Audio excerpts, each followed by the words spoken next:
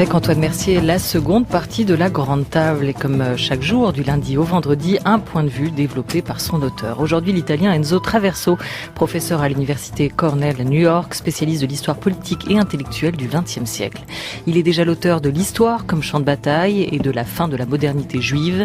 Pour la revue Vacarme, il disait l'histoire qui se raconte dans ses écrits, ou la revue Vacarme plutôt disait de vous, l'histoire qui se raconte dans ses écrits, c'est aussi celle d'une position paradoxale, celle de l'intellectuel, entre immersion et retrait, injonction politique et clarté scientifique, la tentation du combat et celle du bilan. Cette formule vous résumez pas si mal, Enzo Traverso. Cette fois-ci encore, vous oscillez entre l'histoire et l'engagement. Dans Mélancolie de gauche, publié à la Découverte, vous vous interrogez sur ce sentiment politique propre à la gauche. Où est-il né?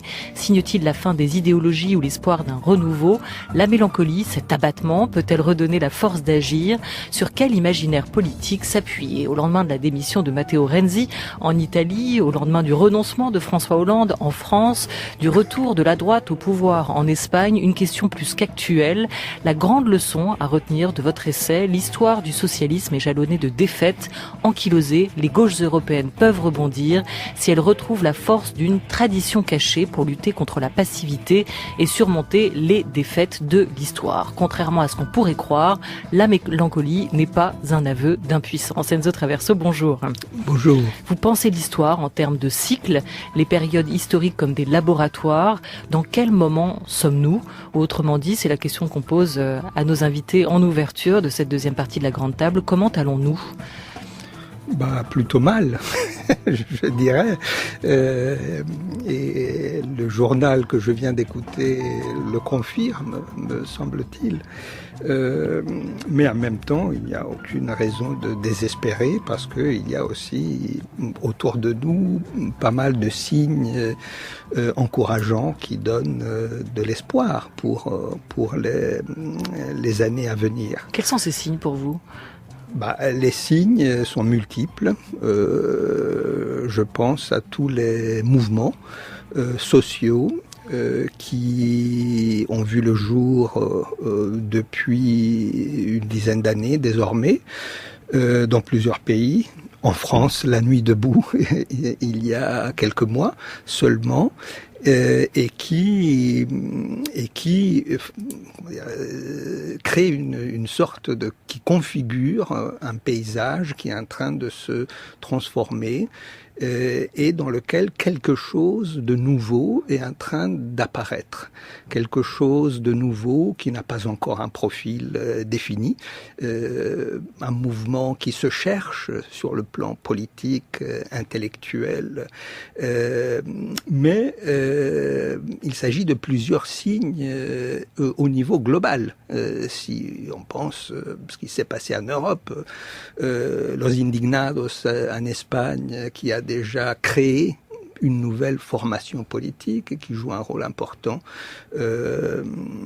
au-delà des Pyrénées, mais il y a aussi, nous avons eu Occupy Wall Street aux États-Unis, il y a eu les révolutions arabes qui ont naufragé, mais qui sont un symptôme d'une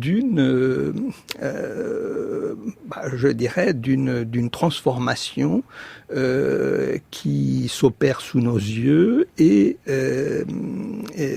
qui fera certainement du XXIe siècle quelque chose de très différent par rapport au clivage politique, idéologique, intellectuel que nous avons connu au cours du XXe siècle, mais qui nous donne à penser que il ne faut pas se résigner parce que tout est ouvert, tout est possible. Enzo Traverso, on recevait il n'y a pas très longtemps à votre place l'un de vos compatriotes, Raffaele Simone, le linguiste italien, l'auteur du Monstre doux, qui revenait notamment sur la droitisation du monde et des esprits. Il n'était pas surpris, lui, de la victoire de Donald Trump. C'était peu après, au lendemain de cette élection américaine. Vous plongez dans la mémoire de la gauche et vous évoquez cette mélancolie de gauche qui serait quoi? Une valeur propre à la gauche? Je voudrais préciser d'emblée que mon livre n'a pas une vocation thérapeutique. C'est-à-dire que je n'ai pas écrit cet essai pour prescrire une recette à une gauche malade et pour la soigner. Je n'ai pas cette ambition et je n'ai pas ni l'autorité ni la capacité de le faire. Vous l'avez écrit pourquoi alors? Pour contrer votre propre mélancolie? Je suis un historien qui s'occupe d'histoire des idées, d'histoire intellectuelle et qui a un engagement politique à gauche. Et donc j'ai évidemment écrit ce livre avec passion et empathie.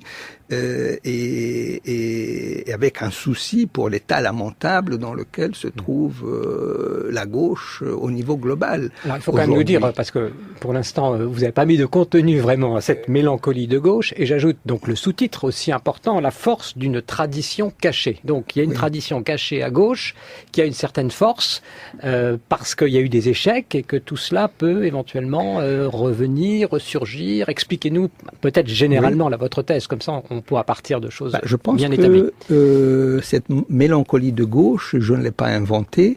Cette mélancolie de gauche a toujours existé. A accompagné l'histoire des mouvements socialistes, révolutionnaires, communistes, depuis le début du 19e siècle, ou même avant, depuis la Révolution française.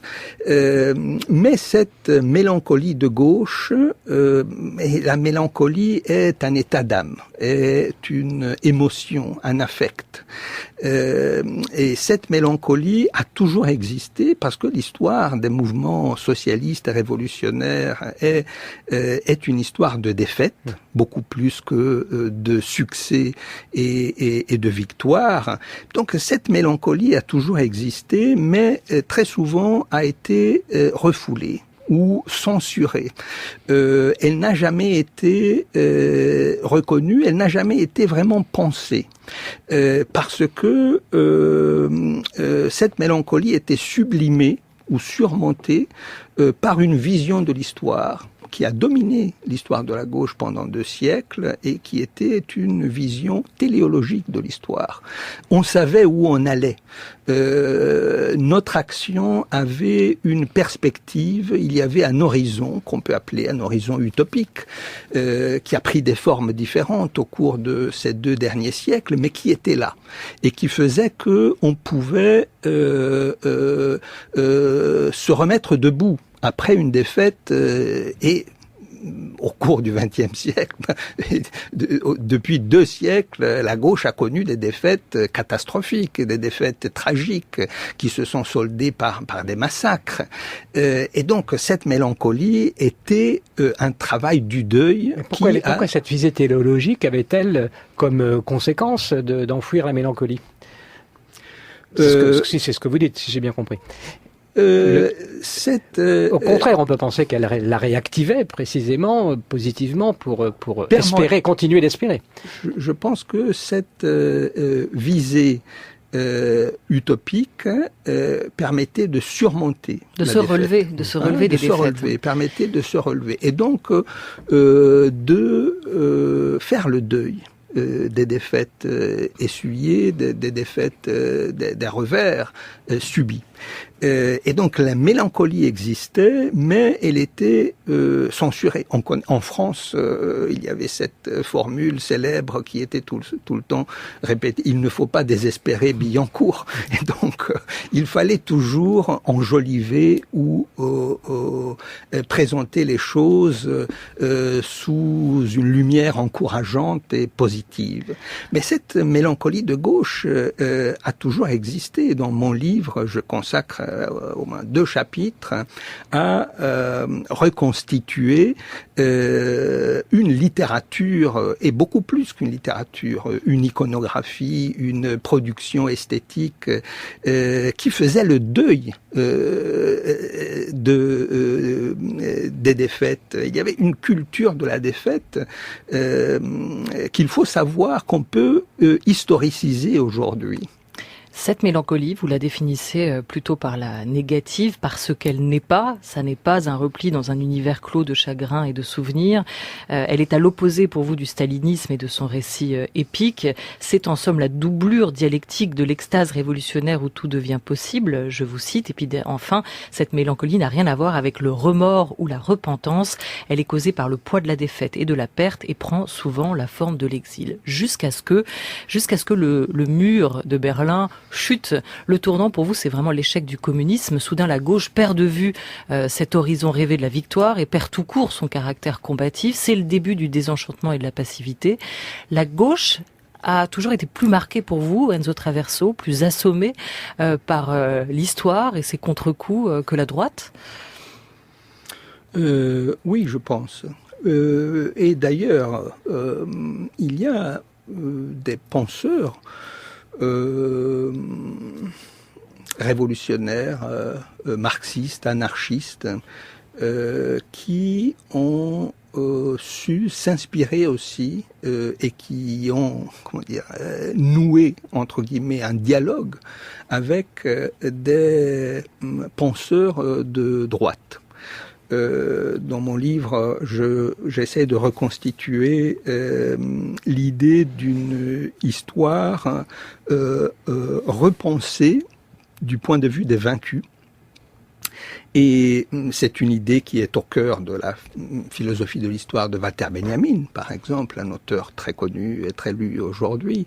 Mais c'est une idée qui traverse aussi l'œuvre de plusieurs penseurs de droite, même conservateurs ou réactionnaires. C'est une idée qui a été élaborée par Carl Schmitt et puis par un grand historien des concepts comme Reinhard Koselleck. Et par exemple, Tocqueville était un penseur conservateur, un libéral conservateur, mais qui avait pensé la défaite, qui pensait comme un aristocrate conscient d'appartenir à une couche sociale, l'aristocratie, qui avait fait son temps et qui n'avait plus d'avenir historique devant elle. Et vous avez, juste pour préciser, vous avez effectivement toujours, vous, beaucoup travaillé, Enzo Traverso, sur cette nuance, opposition entre les victimes et les vaincus. Cette mélancolie de gauche peut être fructueuse pour vous à certaines conditions si elle est reconnue et assumée en évitant les stratégies habituelles du contournement, les ruses classiques du refoulement, écrivez-vous. Elle vit les tragédies liées aux batailles perdues du passé comme un fardeau et une dette qui contiennent aussi une promesse de rachat.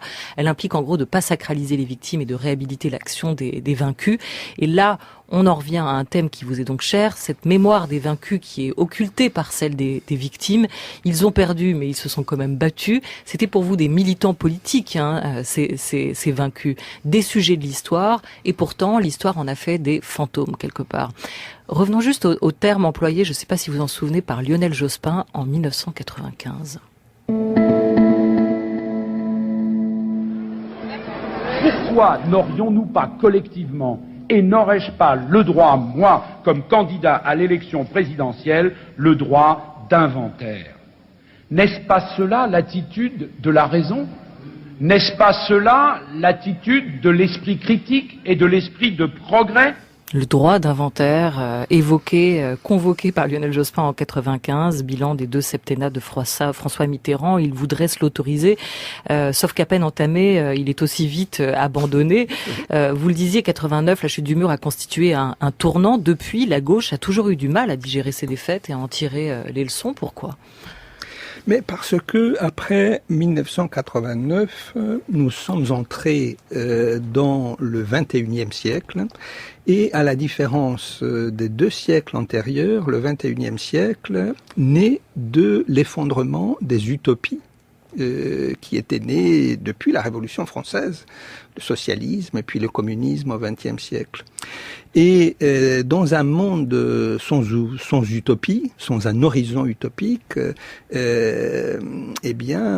on porte le regard sur les victimes qui apparaissent un peu comme les héros du passé, et cette dialectique historique qui a encore une fois été très bien définie par Reinhard Koselleck, cette dialectique historique qui unit le passé à l'avenir, le passé comme champ d'expérience et le futur comme horizon d'attente qui serait symbiotiquement liés l'un à l'autre. Eh bien, cette dialectique s'est brisée en quelque sorte, et nous sommes entrés dans ce qu'on appelle un régime d'historicité présentiste, c'est-à-dire un monde qui est comprimé dans le présent, qui n'arrive pas à se projeter dans le futur. Et du coup, cette mélancolie qui autrefois pouvait être surmontée dans une perspective politique, intellectuelle, utopique, cette mélancolie devient visible et devient pensable. Expliquez-nous quand même, parce que on peut avoir du mal à comprendre, puisque c'est un peu paradoxal a priori, de voir comment cette mélancolie, l'expression de cette mélancolie que vous décrivez, peut être précisément le vecteur de victoire future. Alors qu'on a l'impression que c'est justement la conséquence de toutes les défaites dont vous parliez précisément. Alors en quoi la mélancolie elle-même peut être tournée en sentiment ou en avenir positif, si ce n'est radieux? Oui, autrement formulé, en quoi faire œuvre de mémoire, se tourner vers le passé peut nous aider à nous projeter, ou aider la gauche à se projeter dans un horizon nouveau et un peu plus glorieux en se replongeant dans ses défaites? Encore une fois, je ne propose pas la mélancolie comme une recette thérapeutique pour une gauche malade. Je ne me baladais pas place de la République pendant la nuit debout pour calmer les enthousiasmes des jeunes qui se mobilisaient pour leur dire. Mais quand même, la mélancolie est quand même un aspect positif. La mélancolie est un trait émotionnel d'un travail du deuil. Et un siècle de guerre, de génocide, mais aussi de révolution qui se sont soldés par des défaites, engendre un travail du deuil qui est nécessaire. Et la mélancolie accompagne ce travail du deuil. Et dans un monde sans utopie, dans lequel on ne peut pas s'accrocher à des nouvelles perspectives, eh bien, cette mélancolie peut devenir une forme de résistance. Un travail du deuil accompli, dans un monde dans lequel on n'arrive pas à élaborer ou dans lequel n'émerge pas un nouveau projet, ce travail du deuil accompli pourrait paradoxalement déboucher dans une réconciliation avec l'ordre dominant. Et donc je pense que cette réconciliation avec l'ordre dominant, c'est-à-dire oui. Les révolutions ont échoué et il ne reste que s'accommoder du capitalisme, des relations de domination qui existent dans nos sociétés, du monde global. Donc la mélancolie empêcherait précisément. Oui, je pense que la mélancolie peut être une forme de résistance. Mais encore une fois, et comment la transformer en projet? Je ne suis pas le candidat de la gauche mélancolique aux prochaines, aux primaires de la gauche. C'est un travail d'histoire. J'ai essayé de reconstituer un paysage qui, me semble-t-il, était invisible. Quelque chose dont tout le monde se rend compte a existé, mais qui n'avait pas été, dont on n'avait pas retracé la trajectoire. 1848, la Commune, la Ligue spartakiste, le soulèvement du ghetto de Varsovie, le combat de Che Guevara, il y a toutes ces défaites glorieuses dans lesquelles la gauche devrait se replonger ou se référer. Et puis dans cette idée de surmonter la défaite, vous êtes replongé dans les écrits de penseurs comme Walter Benjamin, de Karl Marx, ou ceux de Daniel Ben Saïd, ou de militants comme Rosa Luxembourg, Louise Michel, Léon Trotsky, Auguste Blanqui.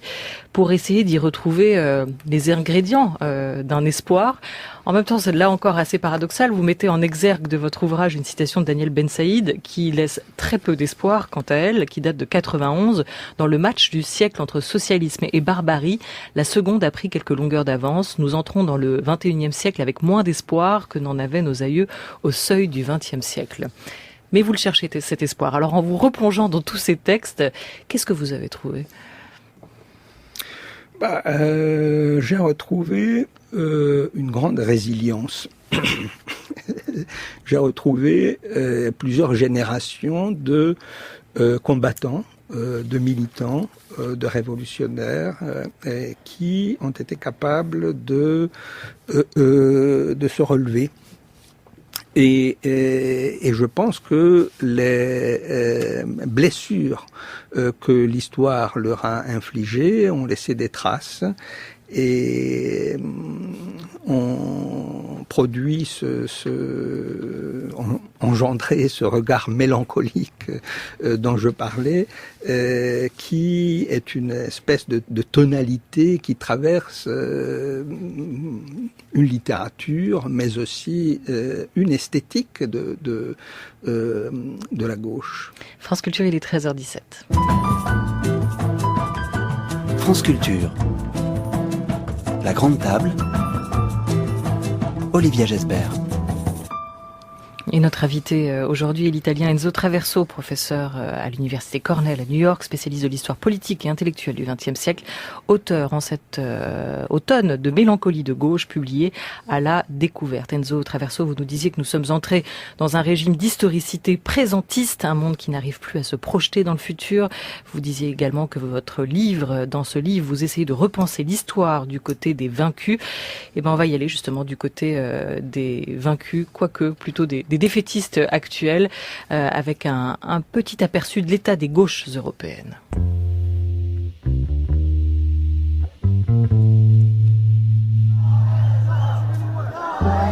Ils sont plusieurs dizaines à s'être rassemblés devant le siège du Parti socialiste espagnol. Un nom pour affirmer leur volonté de faire barrage à la formation d'un gouvernement dirigé par la droite.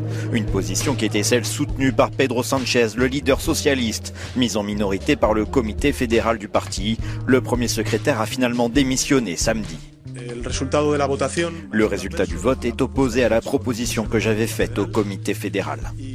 Par conséquent, comme je l'avais dit hier, si ma proposition ne l'emportait pas, je ne peux alors gérer une décision dont je n'ai pas voulu. Aujourd'hui, je suis conscient des risques que ferait courir une démarche, la mienne, qui ne rassemblerait pas largement autour d'elle. Aussi, j'ai décidé de ne pas être candidat à l'élection présidentielle, au renouvellement donc de mon mandat. Matteo Renzi jette l'éponge. Le chef du gouvernement italien a annoncé sa démission après la publication des premiers résultats du référendum sur son projet de réforme constitutionnelle. L'expérience de mon gouvernement s'achève ici. Je crois que pour changer ce système politique, dans lequel les dirigeants, toujours les mêmes, tournent sur différents postes sans changer le pays, on ne peut pas faire semblant, une fois de plus, que rien n'a changé. Les dirigeants ne changent pas leurs habitudes et ne quittent jamais leur siège. Je voulais supprimer des sièges en trop, je n'ai pas réussi et donc le siège qui saute, c'est le mien. La poltrona che salta è la mia.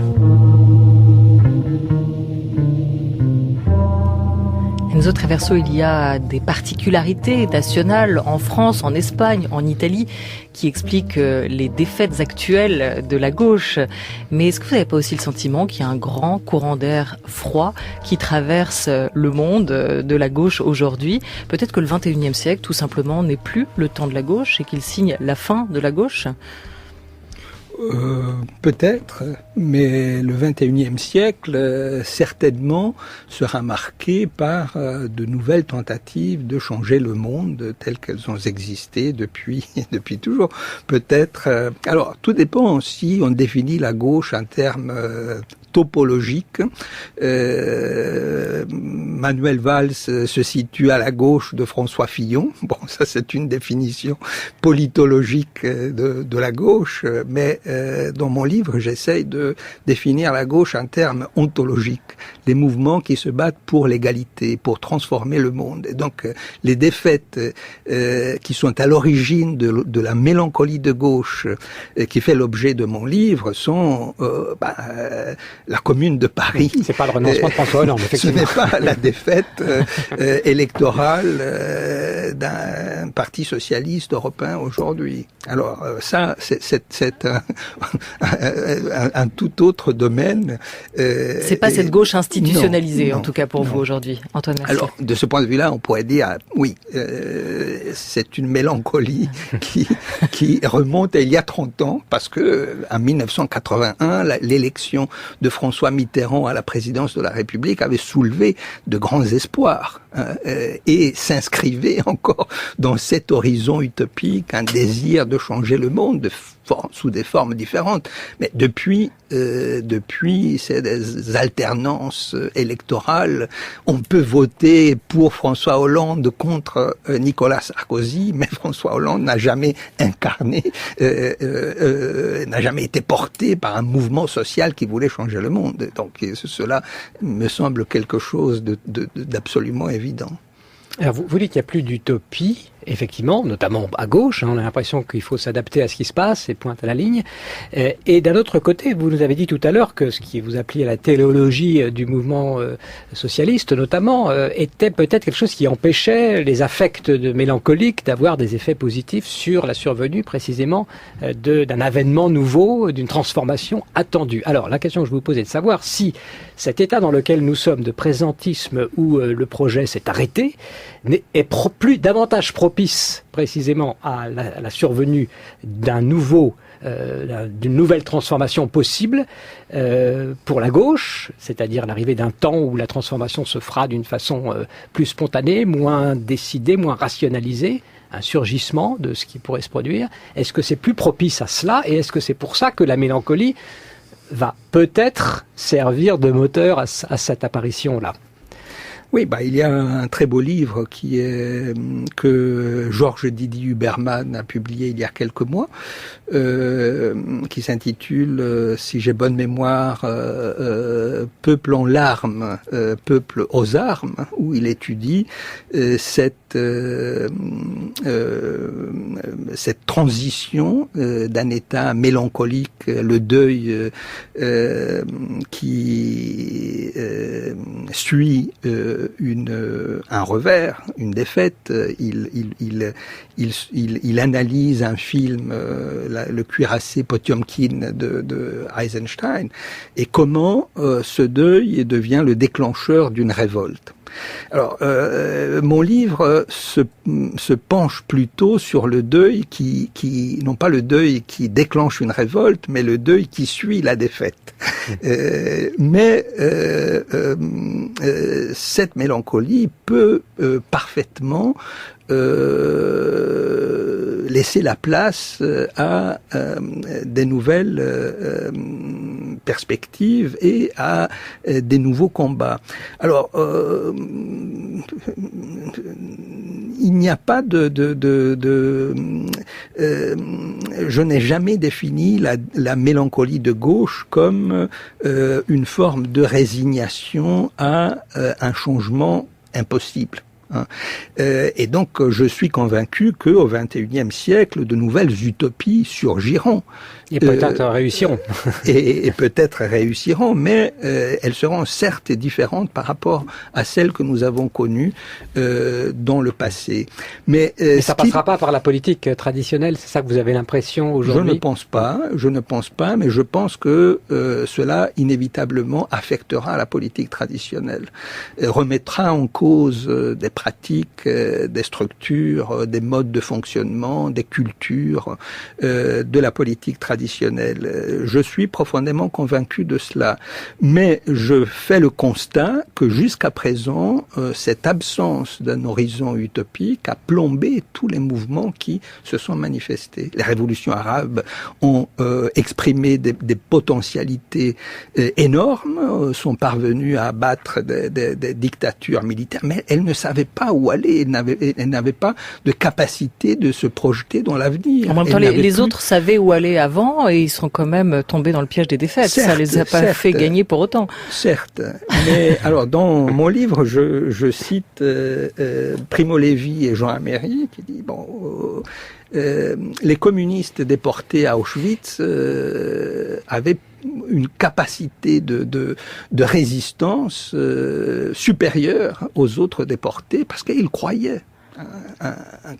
Et ils savaient que leur destin individuel s'inscrivait dans un destin collectif qui les dépassait.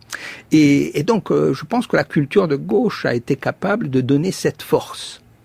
Aujourd'hui, je crois que cette capacité a connu un déclin considérable.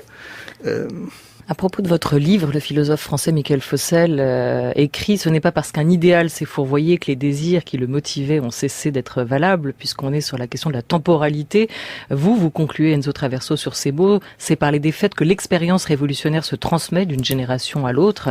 Alors à quelle échéance? Il faudra attendre encore que passe au moins une génération pour espérer que les leçons soient tirées des échecs actuels, des printemps arabes, de Nuit debout, Mais une génération est passée. Le tournant historique que j'assume un peu comme césure dans mon livre, c'est 1989. Une césure symbolique, mais c'est la fin quand même de la guerre froide, la fin du XXe siècle, et la prise de conscience de la fin d'un cycle. Le communisme du XXe siècle n'a pas d'avenir aujourd'hui, donc il faut penser à autre chose. Et il y a une génération qui s'est écoulée depuis. Et tous les mouvements auxquels on a fait allusion, précisément, expriment cette recherche de nouvelles perspectives, de nouvelles formes de mobilisation, de nouvelles formes d'organisation, de nouvelles formes de sociabilité, de communication, et donc, certainement, de nouvelles utopies vont surgir. Antoine Mercier, un dernier mot? J'ai comment sortir du présentisme finalement dans la vie de tous les jours. Je sais bien que vous n'avez pas de programme politique, vous nous l'avez dit, mais c'est un état d'esprit.